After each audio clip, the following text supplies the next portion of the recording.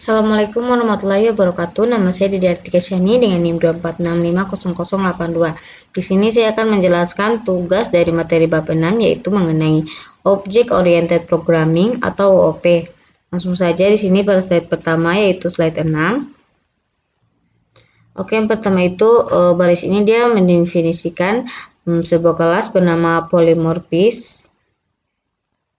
Terus void cetak ini dia ini tidak menerima parameter apapun. Terus pada baris selanjutnya ini dia perulangan sebanyak 10 kali dimulai dari I sama dengan 0 hingga I sama dengan 9. Terus lanjut pada baris selanjutnya ini dia setiap kali loop berjalan atau perulangannya berjalan itu programnya akan mencetak karakter tagar. Selanjutnya void cetak char karakter ini dia metode yang menerima satu parameter karakter sehingga bisa mencetak karakter apapun sesuai input. Terus lanjut pada baris selanjutnya ini dia sama seperti yang tadi yaitu perulangannya itu sebanyak 10 kali. Terus sistem out print line karakter ini dia pada setiap iterasi loop, programnya itu mencetak karakter yang dikirim melalui parameter. Contohnya, kalau parameter sama dengan, maka hasilnya akan sama dengan juga. Metode ini dia menerima parameter berupa array integer. Selanjutnya, perulangan ini dia sebanyak panjangnya array yang dikirim. Terus, pada baris yang di bawahnya, ini dia untuk mencetak setiap angka dalam array dipisahkan dalam spasi, misalnya 1, 2, 3, dan 4. Oke, lanjut pada baris ke-25. Baris ini dia membuat objek bernama overpoly dari kelas polymorphisme tadi. Melalui objek ini semua metode cetak akan dipanggil. Terus lanjut untuk yang memanggil cetak tanpa parameter. Ini dia untuk memanggil metode pertama, yaitu dia untuk menghasilkan tagar. Untuk memanggil metode kedua, yaitu untuk mencetak karakter sama dengan sebanyak 10 kali. Nah, seperti ini hasil runningnya. Oke, lanjut.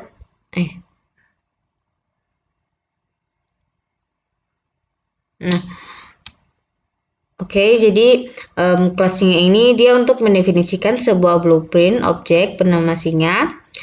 Metode makan ini dia ketika dipanggil mencetak teks singa makan, dan untuk metode berburu dia ini ketika dipanggil nanti dia akan mencetak singa berburu.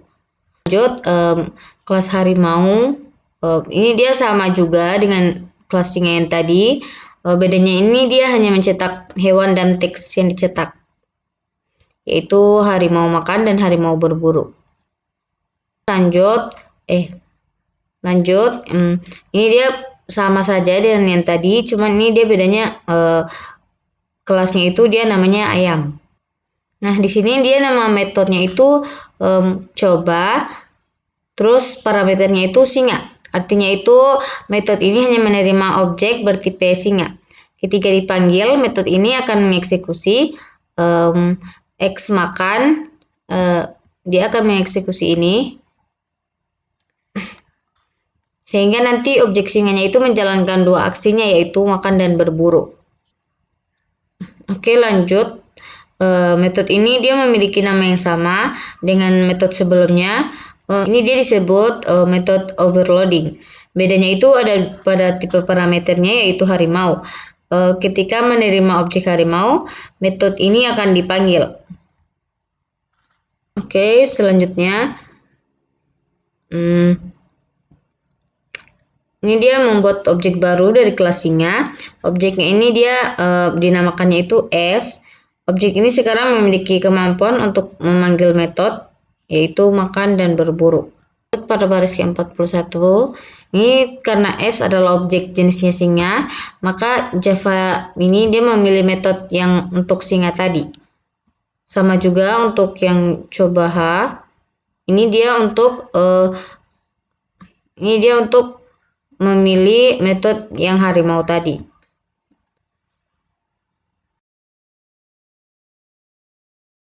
Nah, jadi kelas hewan ini dia adalah kelas induk atau superkelas. Dua metodenya ini standar dimiliki hewan, yaitu makan dan berburu. Kedua metodenya ini dia memiliki implementasi dasar yang nantinya akan diganti oleh kelas turunannya. Oke, jadi saya jelaskan dulu baris ke-12 ini.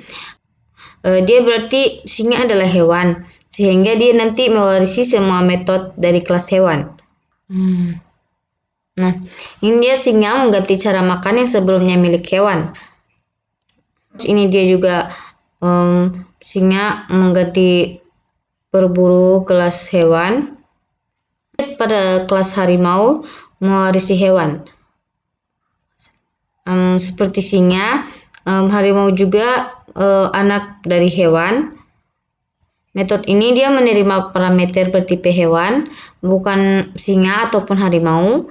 Tetapi saat objek yang dikirim adalah singa atau harimau, jawabannya itu dia otomatis memanggil metode override milik kelas yang sebenarnya. Lanjut, ini dia tipe variabelnya itu hewan, objek sebenarnya itu singa dan harimau. Ini dia dibuat array dengan isi berupa objek singa dan harimau. Keduanya disimpan dalam tipe hewan atau appcasting. Ini menunjukkan bahwa berbagai objek turunan dapat diperlakukan sebagai satu tipe induk. Garis selanjutnya untuk objek harimau. Karena polimorfisme, metode yang dipanggil itu dia milik objek yang sebenarnya. Oke, lanjut pada slide terakhir. Program ini dia menunjukkan polimorfisme menggunakan kelas dan interface sekaligus. Satu objek atau manusia super bisa berperan sebagai manusia, yaitu kelas, dosen interface, dan petani interface. Oke, lanjut. Kelas ini dia memiliki satu metode, di mana bernafas itu dia untuk mencetak bernafas. Semua objek manusia itu dia memiliki kemampuan bernafas. Ini interface yang mendefinisikan kontrak bahwa siapapun yang menjadi dosen wajib memiliki metode mengajar. Tidak ada isi metode, hanya deklarasi. Manusia super ini dia mewarisi kelas manusia, sehingga otomatis memiliki metode bernapas. Terus manusia super ini dia mengimplementasikan dua interface, yaitu dosen dan petani, sehingga dia wajib menyediakan public void bertani dan public void mengajar. Nah, metode ini dia menerima parameter bertipe dosen, artinya metode ini hanya bisa menerima objek yang menjadi dosen. Begitu juga seterusnya. Baris ke-45 ini dia membuat objek bernama Andi dari kelas manusia super. Karena manusia super dia ada manusia, dosen, dan petani, maka Andi bisa diperlakukan sebagai semuanya.